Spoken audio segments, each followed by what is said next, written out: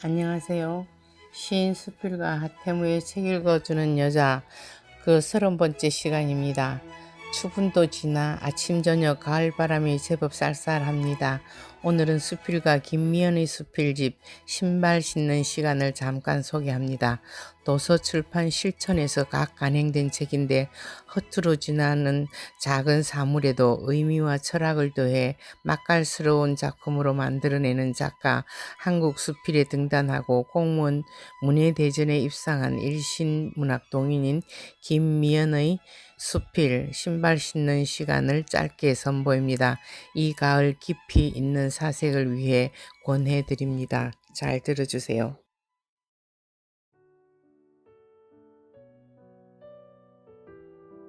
신발은 울음과 웃음과 고단함과 쓸쓸함이 오롯이 담긴 한계의 집이다.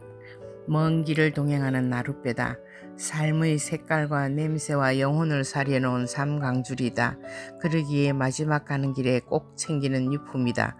링컨 기념관에는 링컨이 암살되었을 때 벗겨진 부츠를 거액을 주고 사들였다 한다. 우리도 임의 신발을 챙겨 빈소에 모신다. 바람에 머리카락을 날리며 걷는데 죽비 소리가 날아든다. 끌어올리고 뒤축을 세우며 갈 방향으로 돌려놓는 일은 차분히 생각하고 출발하려는 심포란다. 찬물 바가지에 띄어놓던 버들잎이란다. 한 번 더 두드리라는 돌다리이기도 하겠다. 순눈이 꼬득이더라도 뒷사람에게 남겨질 발자국을 함부로 내딛지 말라는 뜻도 있겠다. 신발 신는 시간에 겸허를 배운다. 아무리 거들먹거리는 사람이라도 신발 신을 때만큼은 고개를 숙인다. 꼭 하나쯤의 불펜을 담은 신발의 탄생은 신이 내린 미션인지도 모르겠다. 구르지 않고 빳빳하게 선 채로 쉽게 신는 신발을 찾아 헤매며 무슨 손해라도 보듯 투덜댄 것이 부끄럽기 짝이 없다. 다시 천천히 운동화 끈을 메고 출발이다. 자, 이제 우리도 이스라엘을 떠나 시나이산의 일출을 보러 가십시다. 제 이야기는 매주 금요일 저녁 8시부터 30분간 남해 FM 91.9MHz 앱과 유튜브, 페이스북, 그리고 소리요리의 꿈 네이버 블로그에서도 들으실 수 있습니다.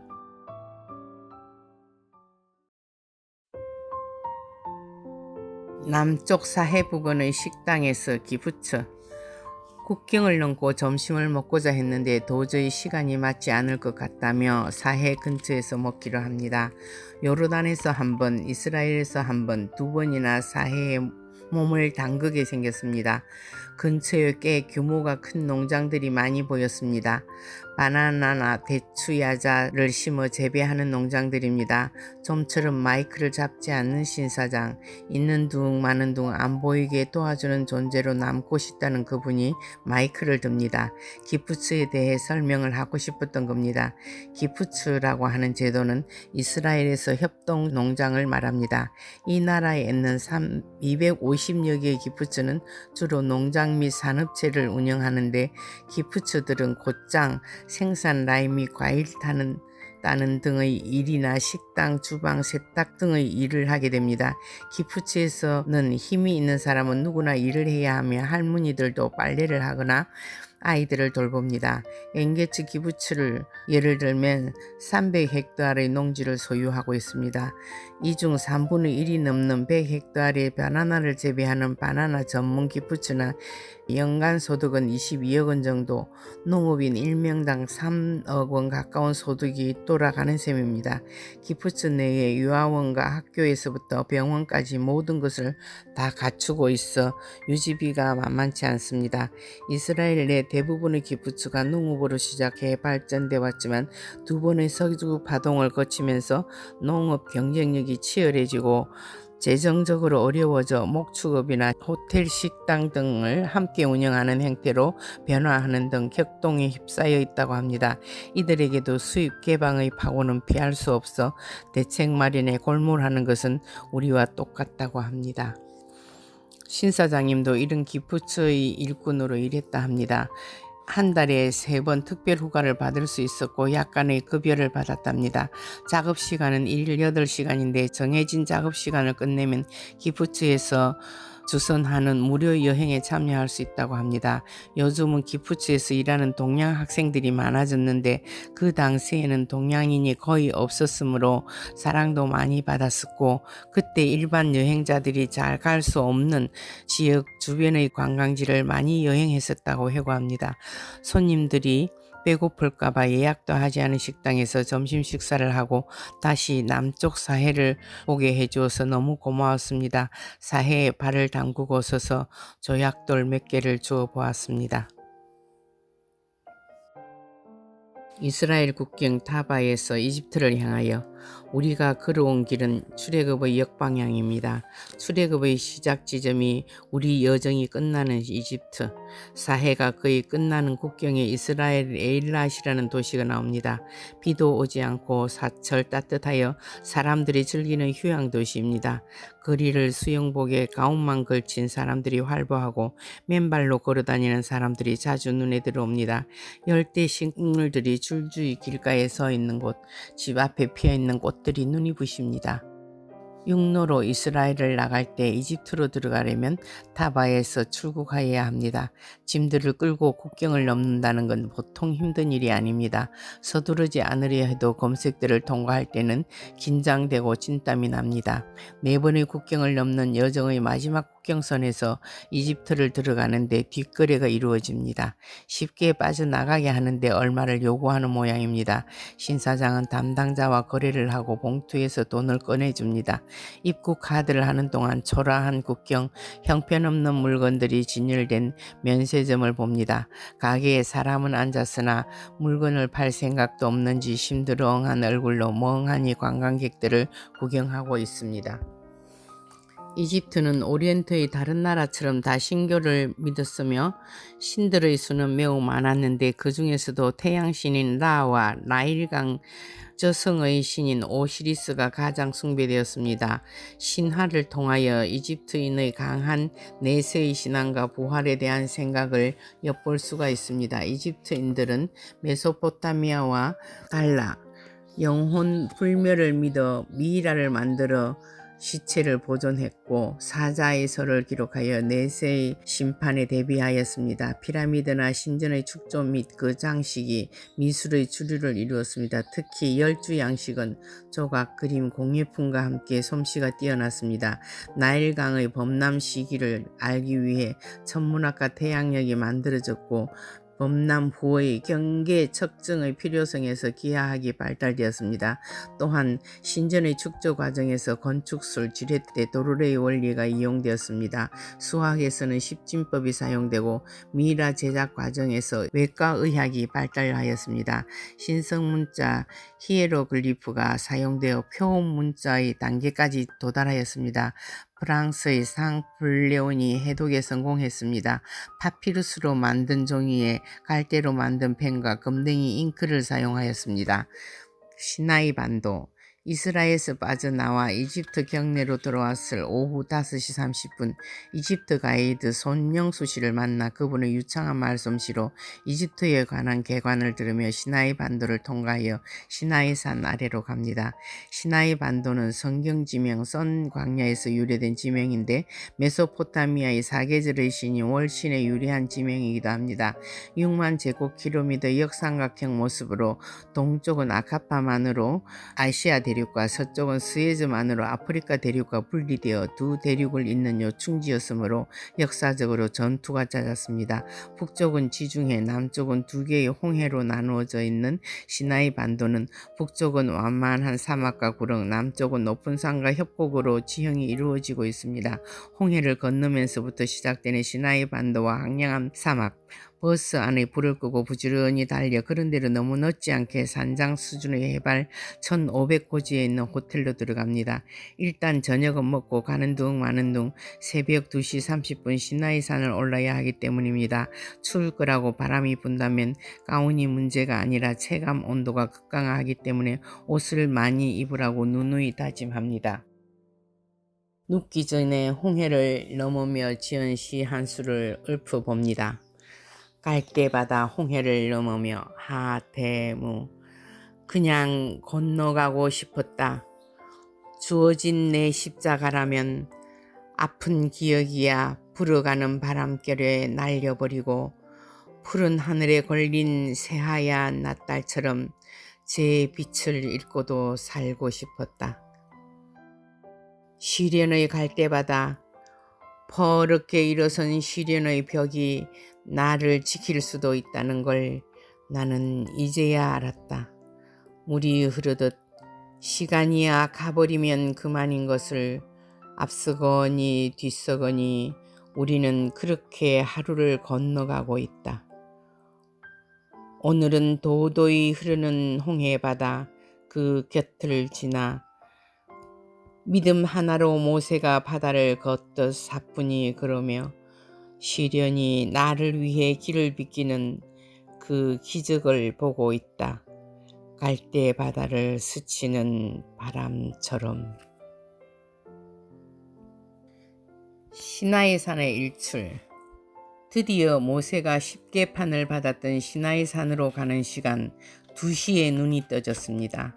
호텔 식당에는 더운 물도 준비해놓고 더운 차도 한 잔씩 서비스를 합니다. 보온병에 한국 커피 한 병을 다 담습니다. 라멘도 2개 챙깁니다. 옷을 단단히 입고 남편도 카메라 장비를 조금 가볍게 합니다.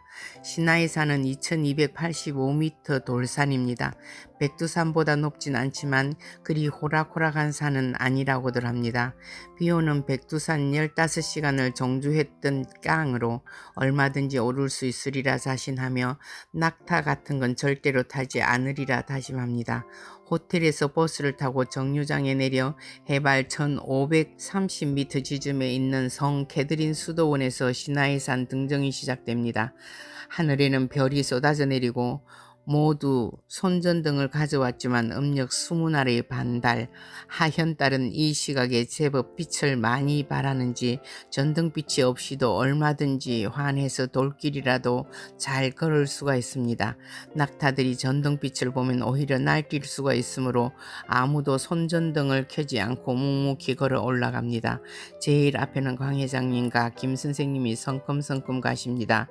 별이 얼마나 가까운 데서 반짝이는지 좀처럼 한 하늘에서 함께는 보이지 않던 국자 모양의 북두칠성과 커다란 W자 모양의 카시오페아가 머리 위에 비껴서 있습니다. 그랜드 캐년에서 본 별처럼 커다란 별들입니다.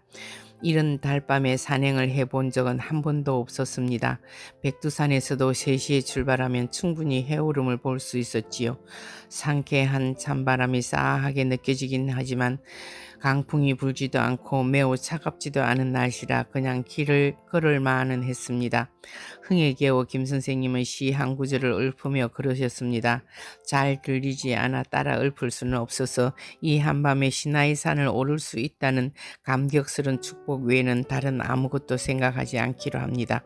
비도 오지 않고 바람도 불지 않고 춥지도 덥지도 않고 달은 어찌 이다지도 알맞게 떠 있는 것인지 요르단 국경을 통과할 때 보름이었던 달은 이렇게 반이나 사위어졌는데도 그 빛은 하나도 잃지 않고 온 하늘을 온 땅을 밝게 비추고 있습니다. 모세가 이스라엘 민족을 이끌고 애굽을 탈출한 지 40주야를 머물면서 하느님으로부터 십계명과 율법을 받았던 곳, 성막을 처음으로 광야 교회가 시작된 성스러운 산 시나이, 하루 1,000명이 넘는 순례객이 온다는데 여기도 다른 관광지와 마찬가지로 최근의 사건 때문에 산이 매우 한산한 편입니다. 간혹 낙타를 타고 곁을 스치는 외국 관광객들 말고는 산을 오르는 사람들이 별로 없었고 산길 오기마다 낙타를 앉혀놓고 낙타를 타라고 호객 행위를 하는 사람들만 내내 볼 수 있었습니다. 700계단이 있는 길까지만 낙타가 갈 수 있고 그 위부터는 어차피 다 걸어가야 합니다. 3시간 걸어가는 산길입니다.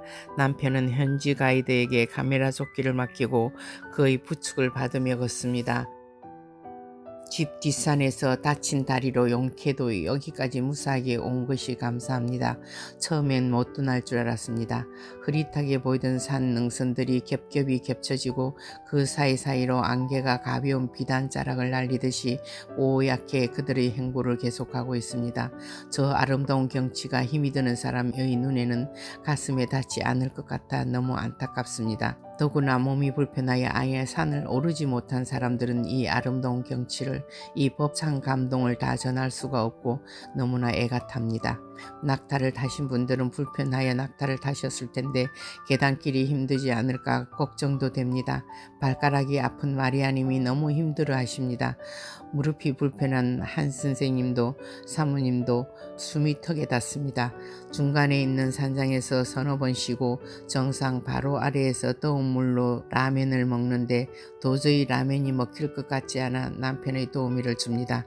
그들은 돼지고기, 돼지기름으로 튀긴 라면마저도 율법으로 금지된 식품인데 먹고 싶기야 얼마나 먹고 싶겠습니까? 한두 번 사양하더니 고맙다며 받아 먹습니다. 다리도 아프고 숨이 차서 뒤에 도착한 마리아님이 라면도 못 드실 만큼 지쳐 있었습니다. 낙타를 타고 오실 걸 공연히 객기를 부린 게 아닌가. 옆에서 너무 씩씩하게 굴었던 게 후회됩니다. 5시쯤 되었는데 동쪽의 겹겹산 부근이 여명으로 빨갛게 불이 붙었습니다. 이제 정상에 올라 해를 기다려야 할 시간이 되었습니다. 약 1시간을 그렇게 기다리며 해오름을 바라보아야 합니다. 구름이 겹겹이 쌓인 계곡을 따라 아련하게 피어오르고 구름마저 붉게 물든 동력은 점점 그 빛을 더하여 갑니다. 저절로 성가를 부르는 다른 유럽의 여행객을 따라 흥얼거리다가 주 하느님 지으신 모든 세계 내 마음속에 그리워볼 때 하늘의 별 울려 퍼지는 뇌성 주님의 권능 우주에 짰네. 마리아님과 함께 조용히 기도하는 마음으로 성가를 부릅니다. 날은 점점 밝아지고 바위의 골격이 붉게 드러납니다.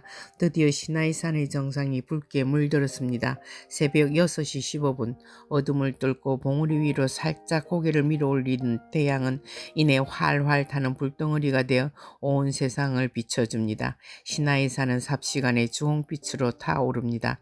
일출을 보기 위해 밤중에 산을 올라온 순례객들의 입에서는 환성이 터져 오릅니다. 누구인가 손뼉을 쳤습니다. 우리도 따라 손뼉을 칩니다. 관광객들이 함께 치는 손뼉 소리는 온 산에서 울려 퍼집니다. 짝짝짝 짝짝짝. 여수 돌산의 향이라면서도 미국의 그랜드 캐년에서도 지구상 어느 곳에서도 일출을 볼 수 있지만 시나이산의 일출은 더욱 큰 의미로 해오름을 맞이합니다. 신앙의 조상들이 얼마나 찾아 헤매던 빛의 소식이었던지 환상적인 일출을 보며 순례객들은 모두 자연의 오묘한 섭리와 하느님의 무한한 능력에 감탄합니다.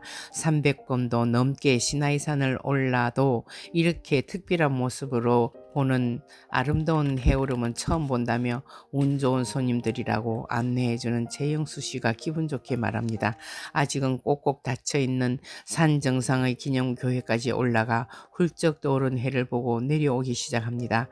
간밤 쏟아지는 별이 채워졌던 자리에 환한 빛이 들어와 진한 코발트 빛을 띤 단 몇 시간 전과는 전혀 다른 분위기의 하늘을 올려다보니 반달은 아직도 서편 하늘에서 장백한 빛을 발하고 있습니다. 하늘에는 아무리 찾으려 해도 구름 한 점도 없습니다. 성 캐더린 수도원. 풀풀 낙탁동 냄새가 날리는 산길을 쏟아질 듯 2시간을 내려와 아침을 먹고 카이로를 향하여 가는 길에 다시 수도원 구경을 하고 내려가면서 여러 곳을 스치며 볼 것입니다. 4세기 초 이집트의 막시무스 황제 당시 기독교에 대한 박해가 심하였습니다. 알렉산드리아의 귀족 가문에서 태어난 도르테아는 세례명이 캐드린이었습니다. 그녀는 용모와 학식이 뛰어난 재원이었는데 예수님을 받아들이면서 세례를 받고 황제의 우상 숭배를 비난했습니다. 황제 현재는 여러 학자들을 보내 회유하였으나 그들마저 예수를 믿게 되었으므로 결국 고문을 받고 순교를 하게 됩니다. 그녀의 시신은 갈기갈기 찢겨 어디론가 사라져 버렸는데 천사에 의해 시나이 반도 제일 높은 곳으로 옮겨졌다 합니다. 이 사건 이후 시나이산 수도원이 성 캐드린 수도원으로 이름이 바뀌게 되었습니다. 또한 이 수도원은 모세 성인이 가시 떨기나무 아래에서 하느님의 출애굽 소명을 받았던 거룩한 땅에 세워진 수도원입니다. AD 330년경 콘스탄틴 대제의 어머니 성 헬레나가 예루살렘 성지 순례 후 이곳을 방문하여 우물과 떨기나무가 있는 곳에 가시 떨기나무 교회를 세웠습니다. 아직도 그 떨기나무가 있고 높은 담과 출입구 없는 봉쇄 수도원이어서 외부 방문자가 찾아오면 바구니를 타고 내부로 들어갔던 흔적이 남아 있습니다. 620년경 이슬람 창시자 마호메치 수도원을 보호하기로 약속을 하고 서약을 했던 관계로 641년 이집트가 이슬람 지배에 들어가지만 한 번도 외부 침입 없이 온전하게 수도원을 지킬 수가 있었습니다. 이곳은 바티칸 수도원 다음으로 많은 성경사본과 희귀성경 등 귀중한 고수를 보관한 도서관이 있었습니다. 1869년 독일 학자 뒤센도르프에 의하여 발견된 시나이 사본이 이곳에서 나왔는데 현재 시나이 사본은 영국 대영 박물관에 보관 중입니다. 이곳은 또한 이콘이라 부르는 목판 성화의 보고이며 2,000개가 넘는 이콘들이 보관되어 있습니다. 기나긴 수도 생활에서 이콘화를 그리며 수행하고 기도한 수도자들의 신심이 한 표현이기도 합니다. 이 교회로 들어가는 나무 장식문은 건립 당시 만든 문으로서 1400년 이상 된 문입니다. 수도원은 그리스 동방 정교 소속인데 금요일과 주일을 뺀 오전에 공개합니다. 수도원 본 건물을 다 보고 내려오는 길에 별채 같은 건물이 하나 있었습니다. 죽음에 대한 거부감을 갖지 않고 친근하게 가까이 두는 풍습의 일종인 납골당입니다. 수세기를 걸쳐 이곳에서 죽어간 수도자들의 시체들을 모아놓은 곳입니다.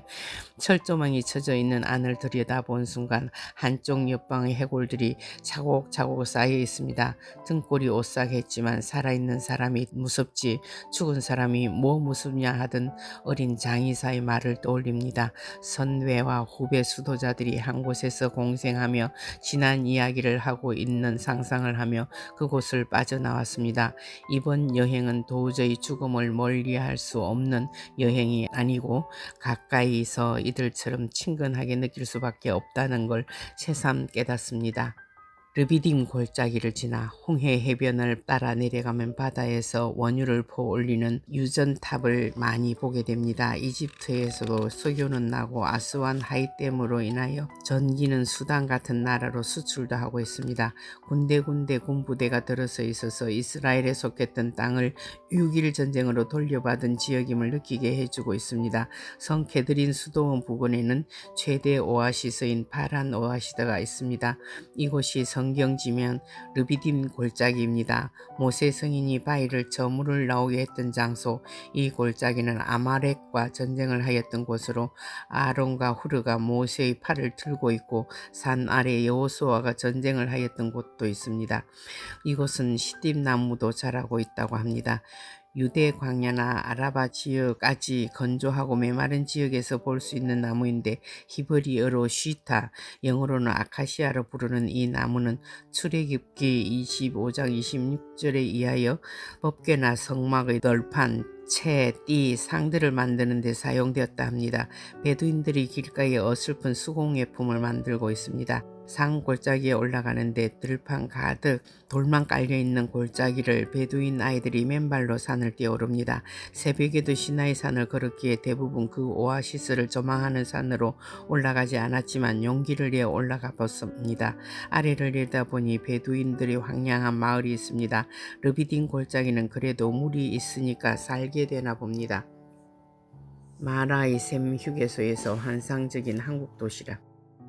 현지명 오윤무사 모세의 샘으로서 로비딤을 지나면 광야 가운데 물이 있고 나무가 있어 휴식지로 사용된 곳입니다.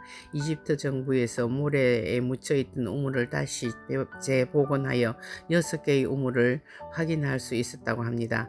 이스라엘 백성이 3일간의 수르 광야를 걸었지만 물을 만나지 못하고 이곳에서 물을 맛보았으나 쓴 물이어서 이곳을 마라라 하였답니다. 실제로 이곳의 우물들은 바닷물이어서 짠물이 고여있고 너무나 오염되어 있습니다.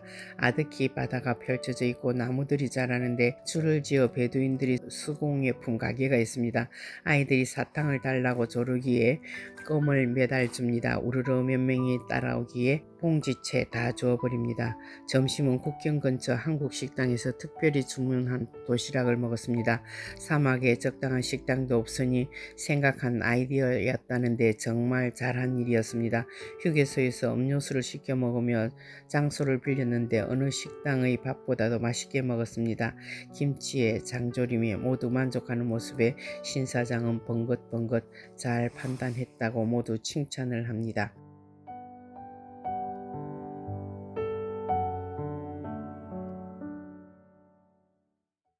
들려드린 노래는 가곡 봉선화 엄정행의 노래로 듣겠습니다.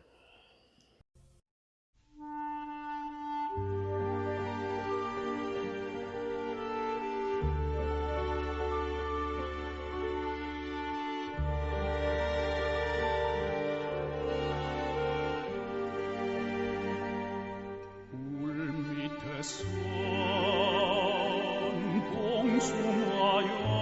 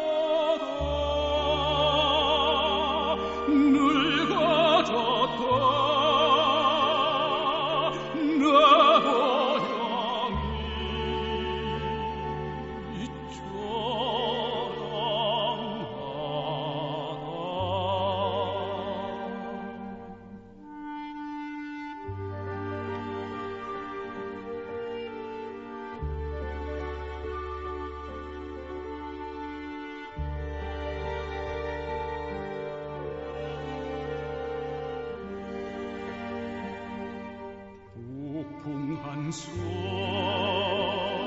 찬바람